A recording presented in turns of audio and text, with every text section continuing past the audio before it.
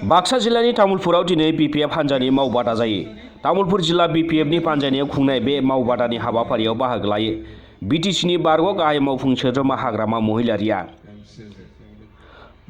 मावबादायाव बाहागो लानानै खौरांगिरिनि सिगाङाव हाग्रामा महिलारि बिथाङा आथिखालनि BTR सोरखारखौ गोख्रों रावजों सोंखारिनानै प्रमद बर'आ जेबो खामानि मावनो हायाखै होनना बुंनानै CITनि मोखाङाव मोननैल' स्पिड ब्रेकार बानायनो हादों होननानै बुङो। মই এটাই কথা কৈছোঁ, প্ৰমোদ বড়ো যদি নতুন কাম কৰিছে, মই দেখাত CITত দুটা নতুন স্পীড ব্ৰেকাৰ আছে, এইটোকে মই দেখিছোঁ, বেলেগ আৰু দেখা নাই। BTR खुंथाया 1 बोसोर आबुं जानायनि खुंथाय सान फालिनायनि बिथिङावबो हाग्रामा महिलारिया ओरैबायदि बुङो। এইবিলাক ধ্বংসই কৰি আছে আৰু কিহৰ বৰ্ষপতি দিব। BPF দলৰ পৰৱৰ্তী পৰিকল্পনা কি স্যাৰ?